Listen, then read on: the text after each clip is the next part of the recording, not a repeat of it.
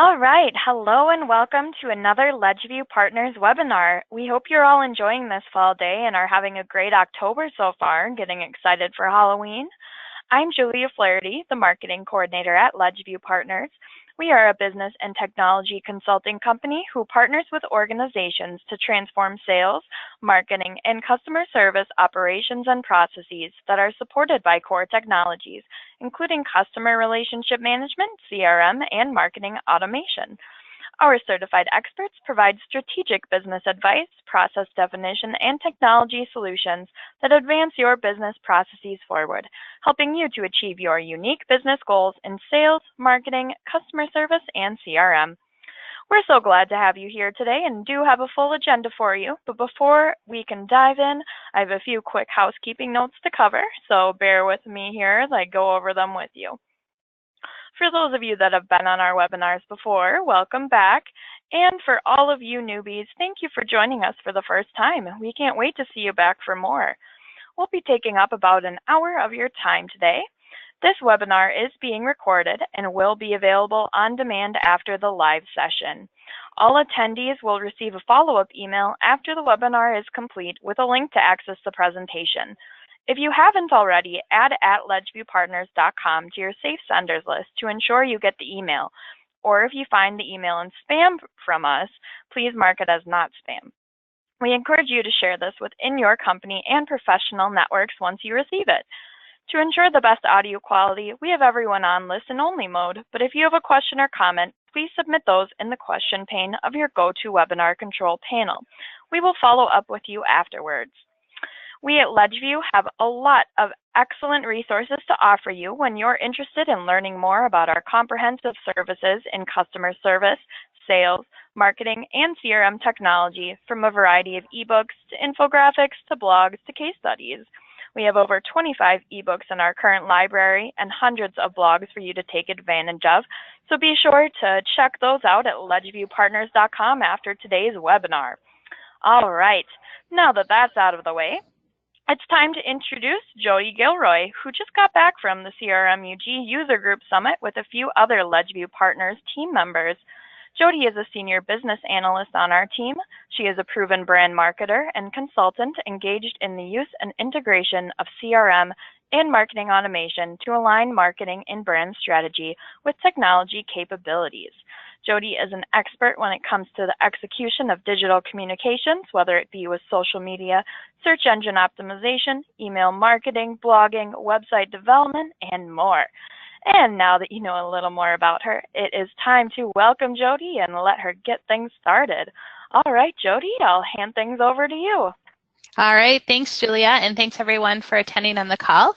As Julia mentioned, we are just getting back from the CRMUG Summit in Phoenix, Arizona, and this was a presentation that was given at the summit, and so I'm bringing that here to you today via a webinar, so hopefully you will enjoy.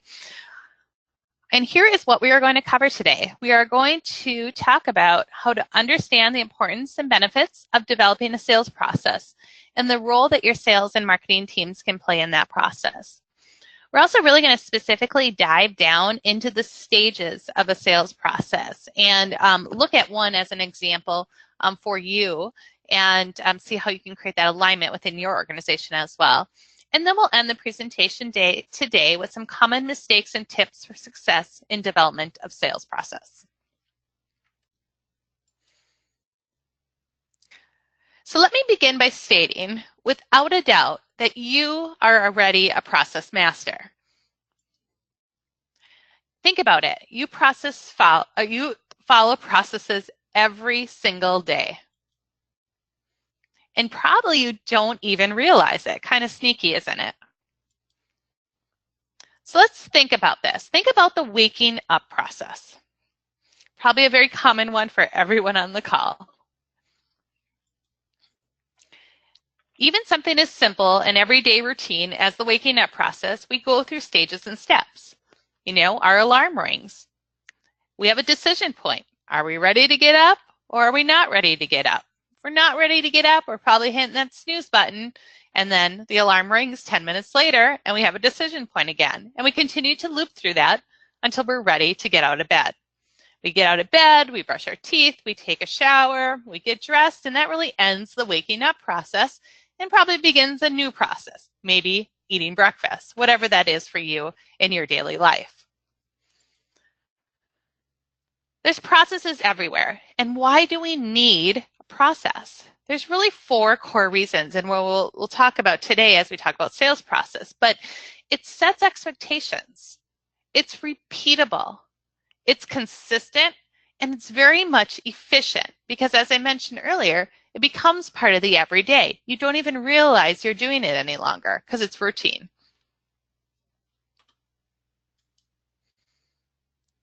So let's take this and let's dive in what we're here to talk about today, the sales process. So let's think about this. Which one best defines your organization? Is there a structured process? For instance, something as set as this example. You know that when a prospect contacts you, there's a process to have a lead follow-up. That lead is qualified. You do a needs assessment. Maybe a proposal is created, and you do proposal follow-up. That proposal is accepted by your prospect, and you move that to a signed contract. There's steps and stages that an individual flows through. So how many of you feel that your organization has a very structured process when it comes to sales process? I can tell you from the, the session I did in Arizona last week, not too many hands raised. There was a lot more that raised according to this, right? The unstructured process, meaning not that you're not selling, not that people aren't doing good things, but everybody's kind of doing their own thing, right?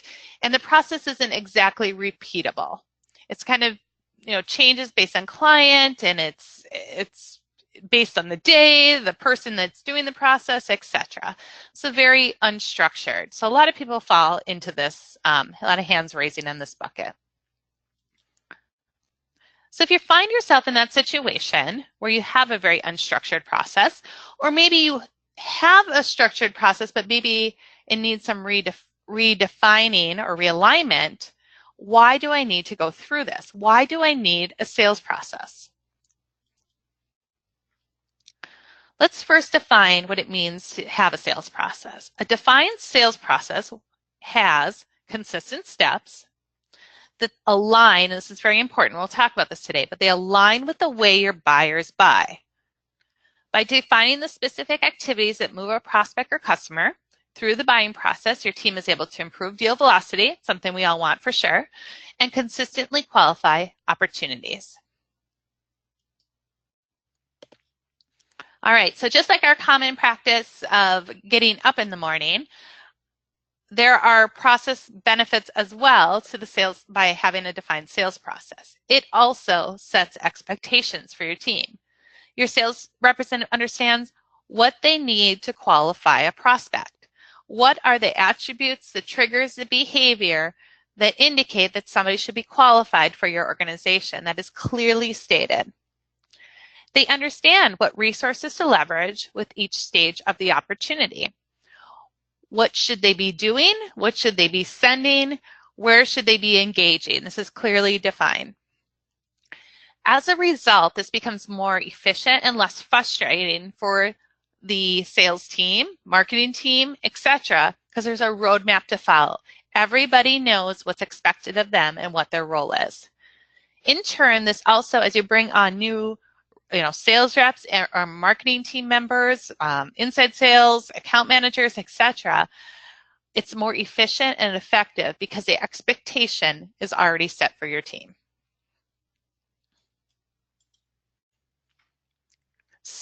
The second benefit, again, it's repeatable. It creates consistency and also best practices within the team.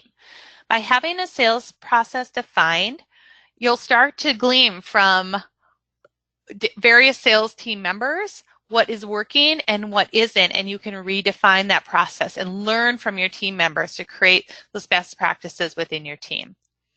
It also, from a sales management standpoint, it creates objective criteria for the whole sales team to be evaluated against.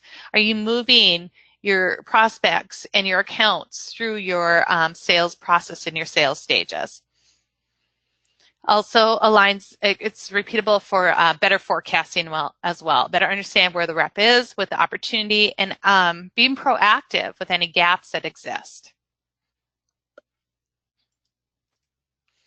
Number 3, have a sales process creates consistency. Your sales rep is better suited to create the roadmap for the buyer, again, because they're pulling them through a defined process. It also creates that opportunity to make sure that your reps, your marketing team, etc., is showing your solution's value and differentiation consistently throughout the process. And in turn, this really creates buyer confidence and ease with working with your organization. They know what to expect because there's consistency in the process each time they work with you. And finally, again, it's efficient. Your reps are going to be more efficient and productive because there's a standard way to work through the sales process. It will foster better customer retention and increase profitability, which is something we all are striving for. So now that we talked through the benefits, let's talk about 2 aspects. We'll break the presentation down to creating a sales process and then the maintenance of a sales process going forward. All right, let's break down creating first, and I'm going to break this down into steps, following, again, our kind of titles around expectations and consistency and repeatability. So creating expectations. This is about defining what the process is within the organization. Now, there are many types of sales processes, and the one that we'll highlight today, and the one that's probably gets the most fanfare, is the new business acquisition, right? Turning leads and qualifying leads and turning them into opportunities as well. But the reality is that sales process for new business acquisition looks different than existing account management process. So you're going to have multiple types of sales processes within your organization, and for some industries these will be relevant, for others they won't. So you have to define what processes exist for your industry, for your consumers. The other one is non-sales ready prospects or accounts. How do we deal with those individuals that have shown interest but are not ready to buy within our specified time frame? What is our process for continued re-engagement with those members? And as I said, and there's many more that could be listed here. So as you embark on this journey of creating a sales process, one of the biggest points and best practices that we can share with you is do not build in a silo. This should be a collaborative effort within your organization. Bring your marketing team, bring your sales team, and others that touch the customer journey and have customer touch points along the way of the sales process into a room. And together, you want to define a common lead generation and account management strategy, aka process, right? And through that, clearly define the team's roles and responsibilities, assets that are needed, etc., throughout that process. And as an organization, come to common definitions. This is one thing we see a lot within organizations is what salesperson A thinks is a lead versus salesperson B versus salesperson C may look very, very different. So you want to come to alignment on what is a lead to your organization, what defines a lead, what are the attributes of a lead, what makes somebody, why do we want to put them in our CRM database as a lead? So you want to define that. You want to define what makes them marketing qualified. What level of interest have they shown that really they need to be nurtured through the sales process a little bit more before sales engages? What are those triggers? What are those behaviors that put them in the marketing qualified bucket? What makes somebody sales qualified? When do we move somebody from marketing to sales qualified and have sales engage? What behaviors, what attributes, what things are happening with that person that puts them in that bucket? And then what is an opportunity for our organization? When should somebody become an account? So this is a very critical exercise for your teams to go through. And even if you already feel like you have a sales process, even if you're using CRM already, it's okay to go back and redefine this and then say, does our system, do our processes align with our definitions? If not, we need to revisit those. Okay, so where do we, right, because we're going to be collaborative, begin? Well, the first point is evaluate your past successes and failures. There's no doubt that everybody on this phone call today is running a business, and as such, your doors are open, so you must be selling. So what have and how have you been selling up until this point? What has worked well in the past? What touch points have your successful sales team members or successful opportunities helped to convert customers? What didn't work well? It's good to evaluate the losses as well and learn from those. And I'm going to, next slide, talk through some questions that you can ask your team to help, kind of query this information from them. The next point is, when you're beginning this, it's very, very critical to look at your customer, understand who they are, and look at it from their vantage point. A lot of times we look so internal at our processes and the way we want consumers to flow through our organization, and then there's the reality of how they really buy from you. So taking off the, the salesperson hat, the marketer's hat, and put on the customer's hat and look at it from their vantage point and see what that customer journey looks like. You'll want to align your processes to that. So we're going to spend some time on that today as well. And map those journeys out to make that visible to the organization. So those key questions to just start the conversation with your team. Again, if you're developing sales process or looking to redefine sales process, is ask them, pull the team members together. What activities do you do when reaching out to a prospect for the first time? What is successful? What hasn't been successful? How many touch points does it typically take to make contact or turn somebody into a sale? I think this is a big point to make.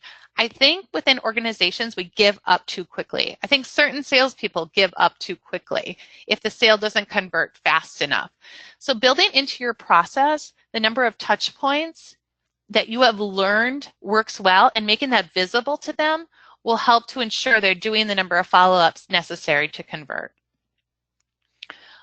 What steps do you take to identify a sales opportunity? What are those last steps you take when closing a sale? What is converting them?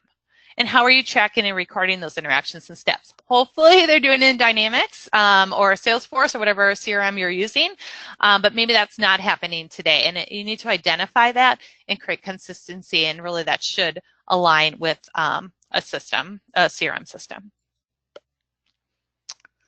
All right, so the other point was that your sales process should align with what your customer journey is, right? And think about this as consumers. So again, put yourself in either the shoes of your consumers or you as a consumer yourself. And think about the last time that you went to purchase a product or a service. First, you had to have awareness of, or a need that you needed something, right? And you started that research process to find either companies or products that would fulfill that need. Once you kind of developed that research and started to gather some information, next was a consideration stage. You started to think about who or what could offer that to me, and you started to dig in a little bit deeper and started probably having some conversations around that. Then you moved into a conversion stage. This is where you were ready to buy. So whether that was, like I said, evaluating a proposal from a company or actually making a transactional purchase, you finally decided, yes, this is what I want to do after my, several points of evaluation. Then there was the close stage, right? Loyalty. This is where I've purchased, I've made a commitment to this organization, and now what? What does that relationship look like ongoing? So this now illustrates, right, that your customer's journey, your sales process should align with it. So below the customer journey stages, I've given some common examples of sales stages. So prospecting, qualifying, proposing, closing. So you can see these align with what the customer journey is. This may look different for your organization, and these presentations, I'll be honest, are a little bit hard to give because there's no one right way. No no one-size-fits-all sales process. So this will be something your teams need to work through and develop what your customer journey is, and then align your sales process stages and steps. And that's what we're going to do next. I'm going to work through that idea of creating repetition or developing your stages and your actions as part of your sales process. So a few best practices to chat about here is you want to, as you're developing your stages and actions, keep these things in mind, right? Set a clear and concise path. This should not be super complex as you're developing, and start small and build, especially if you're deploying a sales process for the first time. Each stage should show significant process in the sales cycle, meaning if you move somebody from prospecting to qualifying, that should show a significant behavior change in the customer that move them to the next sales stage. So you don't need tons of stages necessarily. You just need ones that'll show changes in think of that typical sales funnel, right? Each stage should have specific criteria needed from the prospect to move to the next stage. And this is what you as an organization will want to do. Identify the most important data to collect. And I'm going to give you some examples here shortly of what's typical in the prospecting, qualifying, proposing, and closing stages. Now, the number of stages, we get asked that quite a bit. How many do I need? Again, depending on your organization, but I will say that typically 4 to 6 is a typical number of stages that I see in a lot of organizations. But keep it simple, keep it concise, and keep it clear. Now, as you create these sales processes and you have a CRM at your disposal, now full disclosure, I was at a Microsoft conference, so I'm going to be showing Dynamics process flows today in screenshots, but Salesforce as well, this could be something, or another CRM, depending on what you're using. The idea is that this should be visible. Your team should be using the CRM system to manage these processes. All right, so I'm going to take each of these and we're going to break it down a little bit further and talk about kind of that key information that you would collect at each of these stages. All right, so we're in that prospecting stage. Now, areas or information that's typically collected in the prospecting stage, because this is very high level. Your consumer's in an awareness stage. So, or you might also be out there kind of trying to find leads for your organization that might be a fit, somebody that's a fit for your product or service. So you're identifying and doing some core research around that organization and documenting that. You're gathering some key attributes, maybe things that are important to you as an organization. That might be the company size, number of employees, geographic location, the job title of somebody within that organization. That's another exercise you want to go through is what is it that makes somebody a prospect? Again, a lead, those definitions we talked about for our organization. What do we want to have about them before we move them to the next sales stage? Identifying who the decision makers are is very common. Before we would qualify them, we have to at least know maybe one decision maker and have made that initial introduction or contact with the prospect. This is when we talk about sales and marketing alignment as well. This is an excellent opportunity if you're collecting this data and actually using a sales process within your CRM, is if your marketing team has visibility to that and knows that somebody is at a prospecting level, that is something where that person could be added to a specific marketing nurture campaign for those consumers, right, that are still in awareness mindset. There's a very different message, a very different level of communication that goes out to somebody that sits in an awareness stage than somebody that is in the conversion stage, ready to buy. So having this in your CRM, making that relevant, keeping it updated, and passing that data to your marketing team will help them to execute targeted campaigns. Okay, so somebody now, we've moved them from a prospect, we've collected those data points, and now they are in what we would consider the qualifying stage. We've further developed that relationship with the customer. I think it's very important in this stage that you've actually had a very in-depth conversation where you've identified their needs and their pain points. And you know now, as an organization, that we can propose something. We have something that is a fit, whether that be a product or a service, to help overcome that need or that pain point that the organization has indicated. In addition, you have determined that there's a business opportunity exists. Some organizations have to be able to put a dollar figure to that or be able to identify that product or service, but at some point you're qualifying them because you feel within X time frame that there's an opportunity for them to buy. So you would qualify them into the next stage. So what are those pieces? What are those steps? What are those actions for your organization that would make somebody qualified? That's what you would want to determine here. And again, marketing nurture campaigns. So somebody that you're ready to qualify or you know now that what their pain points are, that's something marketing can send. Again, another level of targeted communication if you're collecting that data. All right, and then the conversion stage. So this is where we typically see, we as a sales process are proposing, right? We're either scheduling a presentation or maybe doing a demo with a prospect. Maybe we have to provide a sample request, or we were even going to the level R&D processes, depending what industry you're in. But you are here really moving the conversation forward. This is a very active sales stage. You're presenting to the client your specific and targeted solutions. You're probably developing proposals or quotes, and you're presenting those back to the client. And then you're doing that work, right? That follow-up work that sometimes can take a lot of time of gaining commitment from the organization.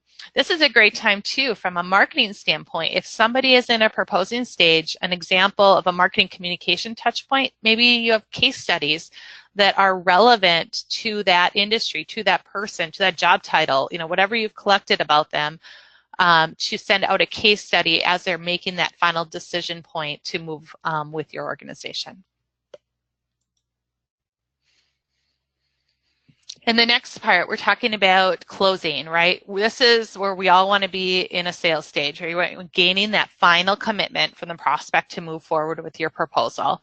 So this is where you're gaining that commitment, documenting that commitment. Hopefully you're always winning these, but we do lose them from time to time. So we want to document why we lose somebody in this stage, or really if we lost somebody in some of these other stages as well, documenting that as well. Why did we lose them? Those are learnings for us as an organization.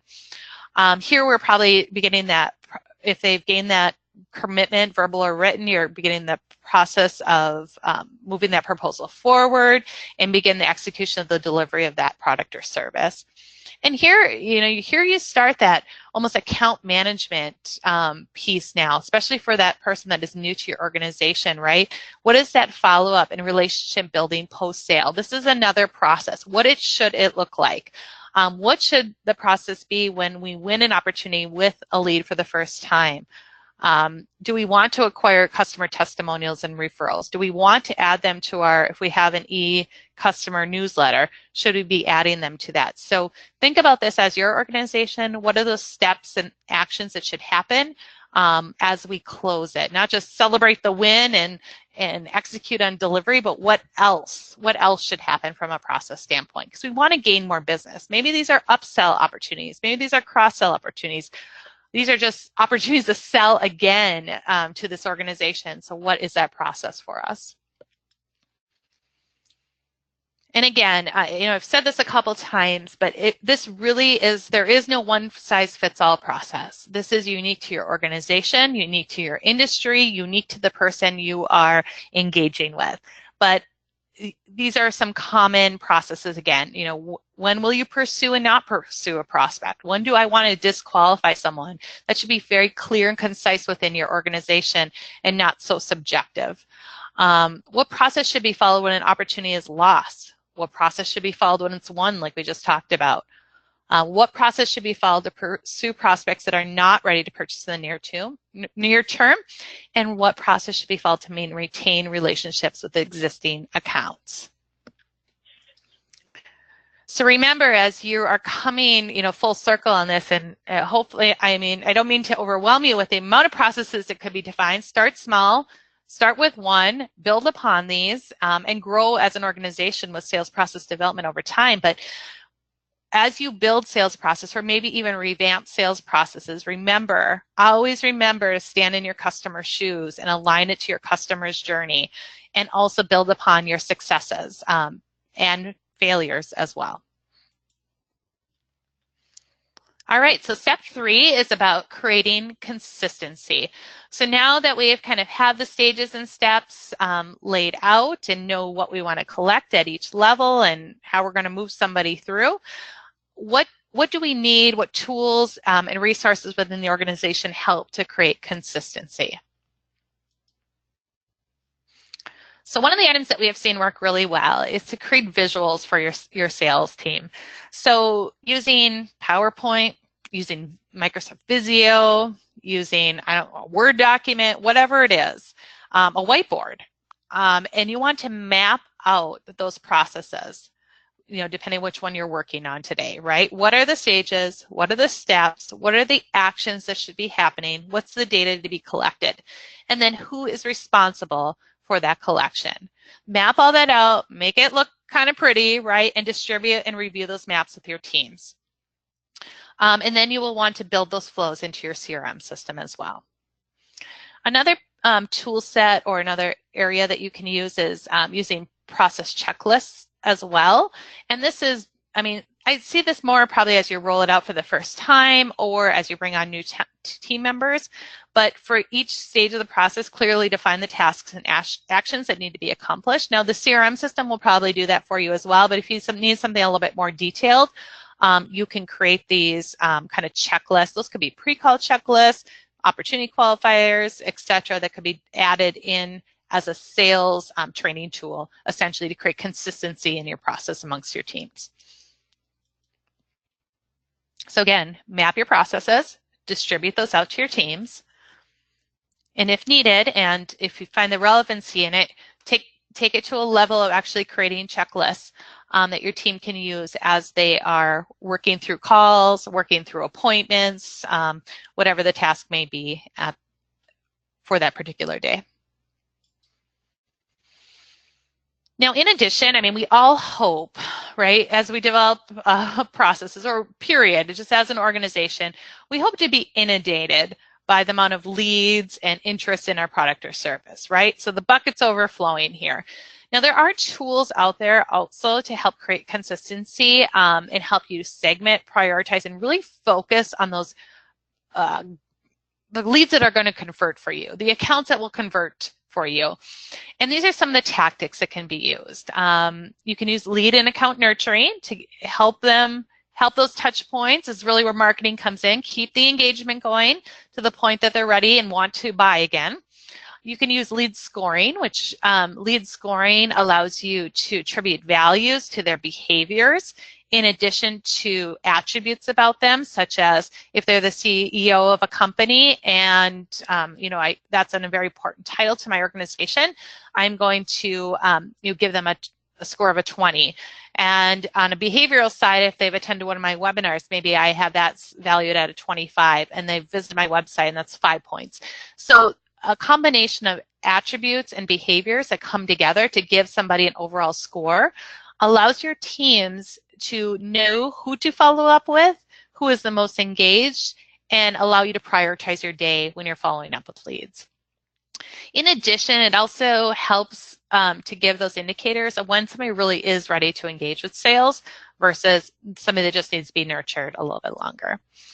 From an account management standpoint, a tactic that we've seen organizations use is to rank your accounts or set tiers. So this is an A, B, or C customer. This is a tier 1, a tier 2, or a 3.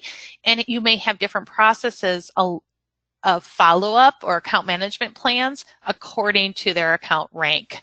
So that, again, helps you prioritize and focus. Using your CRM for follow-up reminders, of course, that can help enhance the process as well and create consistency. And using dashboards in your CRM system to create visibility on follow-ups. All right, so creating efficiency. Now I'm going to focus, again, this was based on a presentation done last week, which is more of a technology conference. Efficiency, I shared some benefits. Anytime something is repeatable, it becomes more efficient because somebody does it over and over and over again. It becomes routine. I'm going to focus on efficiency from an automation standpoint, from a technology front, more so than just that benefit. But keep that in mind. Sales process creates efficiency because it is repeatable and consistent for your teams. They get better at it as they continue to do it. Now, again, I'm talking about Dynamics 365 here, but insert CRM, and we can talk about the same things. But in D365 specifically, there is business process flows on both the lead and opportunity level and a few other entities as well.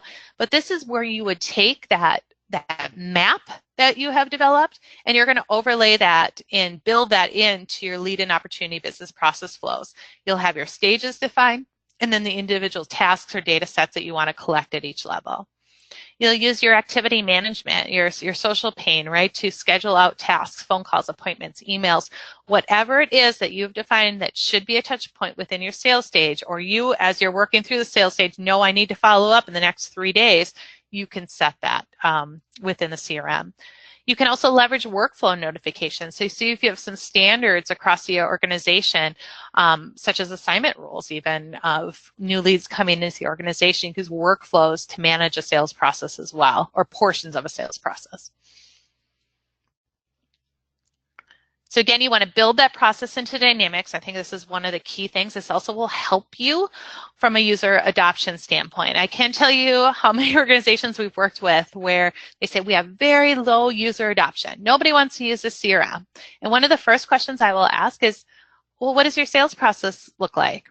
Period. Do you have a sales process? Well, yeah, we have a sales process. Okay, well, let's open up your opportunity record or your lead record in Dynamics. Let's see your sales process.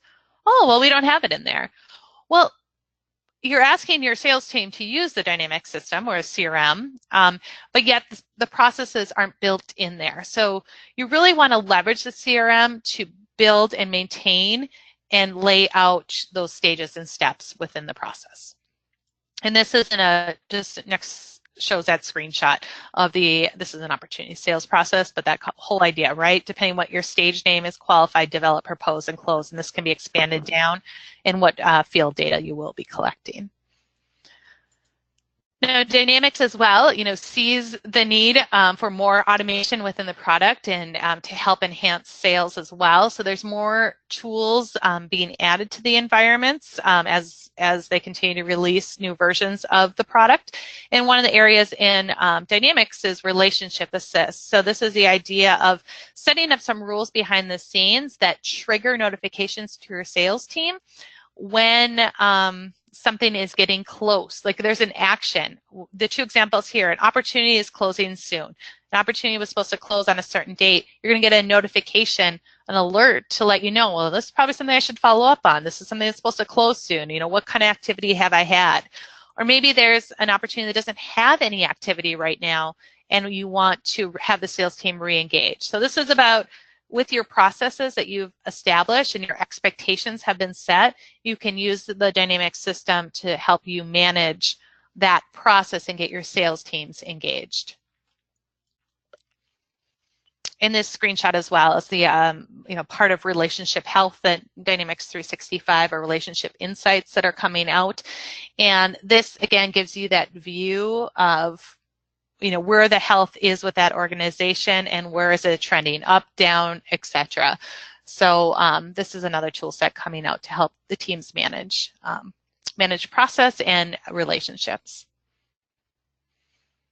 All right, so that first section was all about the creation of sales process and those steps that you will go through to create that. We're going to wrap up today by talking about the maintenance. How do we maintain sales process with our teams going forward? So a few tips for process adoption. One, keep the process simple. Make it repeatable and scalable. Again, this comes back to our steps before, clear and concise. Be concise about the steps and when to transition from one stage to another. Everybody should be very clearly aligned on that. Your sales management team, and there's going to be another slide on this in just a little bit, and I'll expand, but if it's not in CRM, it doesn't exist. So that definitely will help with process adoption. Also remember to encourage and praise as the stages are accomplished. We are really good at organizations about praising when somebody reaches the close stage, but as you build in new sales processes and are asking your teams to follow those processes, highlight those team members that are moving the sales stages along and the results they're getting within those sales stages. Bring that visibility within your organization. So you want to really train your teams to win. So, a good sales coaching program will certainly help with process consistency and maintenance within your organization. But a good sales coaching program needs a defined frequency. How often are you doing it? It does support the sales process. So it should be a key coaching item that you have within your teams. You are measuring key KPIs and talking about those against the sales process as well. Must be pass or fail. Are you doing it or aren't you doing it? And really coach to that and provide the tools to help gauge performance. Some of those things we talked about earlier, maybe coaching forms or pre-call checklists.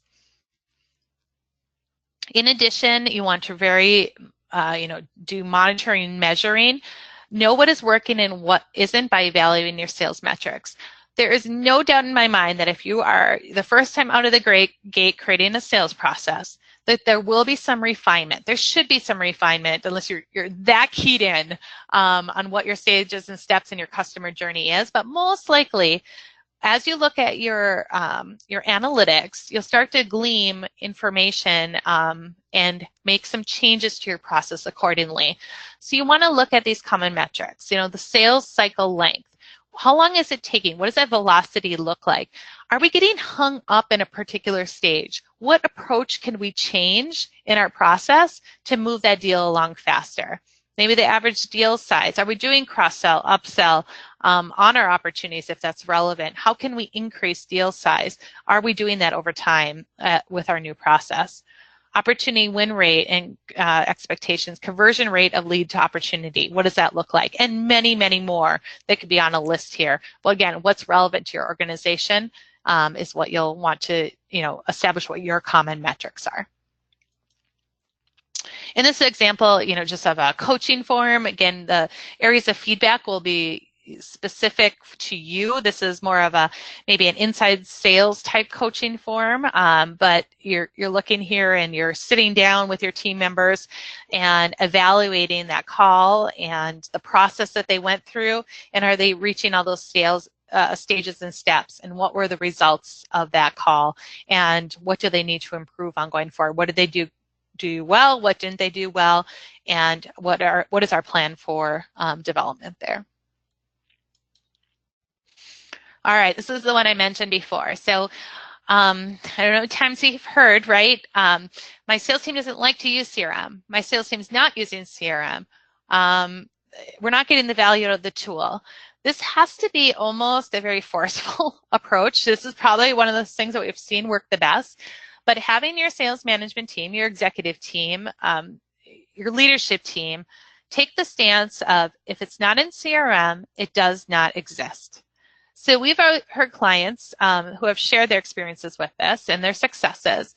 If, for instance, a sales manager comes into a sales meeting on this coming Friday and he wants to talk about a new opportunity that he's pursuing or a new lead, the sales manager would say, okay, let's pull that up in the CRM. He's like, oh, it's not in CRM. Well, it doesn't exist. We'll talk about it next week. So taking that stance, while it might seem a little harsh, will create the maintenance, the consistency within your organization on the usage of CRM, but will also lend itself to the use of the sales process as well. Again, another piece of maintenance is that positive reinforcement with your team. Share what is working and what isn't as a team during your sales meetings. Talk through the process. Talk about opportunities. Talk about leads. Use examples. Do those one-on-one coaching sessions and highlight wins at various stages to reinforce the process. All right, so we're going to wrap up here with a few process pitfalls, just some common things that we've seen in the past that lead to non-successful sales process implementations that we want you to avoid. So one of those points and pitfalls are sales process steps are open to interpretation.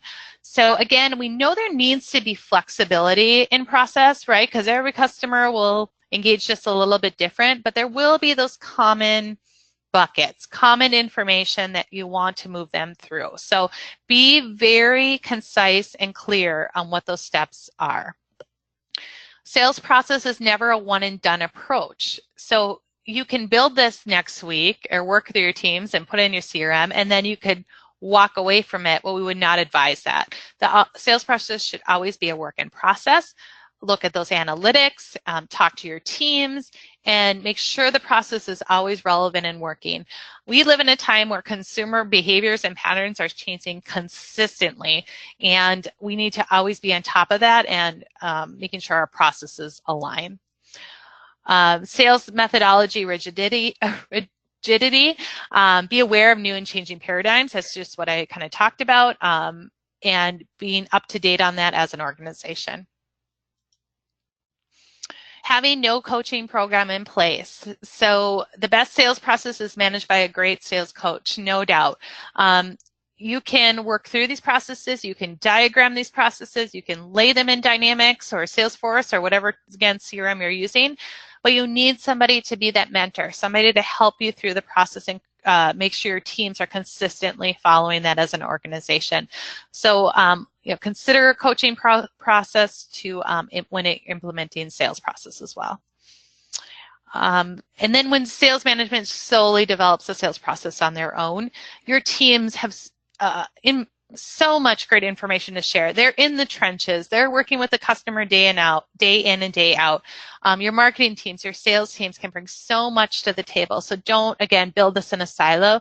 Bring that collaboration within your teams to develop sales process. All right, so this is a wrap. Here is a recap of process benefits again. You will have clearly documented stages and steps. Create better visibility into specific action and tasks that are impacting deals. You'll have better sales forecasting via pipeline management and overall improvement in your team's insights to that data as well.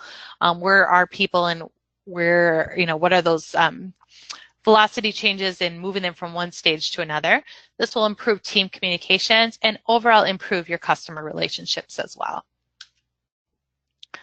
So remember, just like I said at the beginning, you are a process master.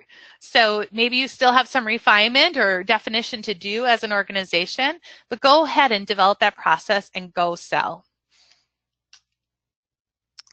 So again, I just want to wrap up on, Julia's intro today. LedgeView is a business and technology consulting company. So whether you're struggling with sales, marketing, or customer services processes, or the actual CRM technology, we can assist in all those capacities to help you give the best outcomes based on your needs. So I'd like to thank you all for attending today's session. And Julia, if you have any final wrap-up notes here, I'll turn it over to you. Great. Well, thank you so much for that awesome presentation, Jody. Those tips are so valuable, and I'm sure everyone listening today will walk away with some key actionable takeaways. If you did miss it in my introduction, we recorded today's presentation and we'll be sending everyone a link to access this webinar on demand. You can share that within your professional networks. That email will be coming from LedgeView Partners, so once again, be sure to add @ledgeviewpartners.com to your safe senders list so you have no trouble receiving it. With any questions you may have that you didn't get to ask during today's presentation, you can reach out via email at contactus@ledgeviewpartners.com. And we invite you to join us this Thursday for another webinar you may be interested in called Leveraging Lead Scoring to Drive Results, which will be another great one presented by our own Director of Marketing, Mr. Chad Collette. You can find that registration link on our homepage. And with that, I will close things out. Thank you so much for joining us today. We'll let you get back to your days here and look forward to seeing you on more webinars. Have an awesome day.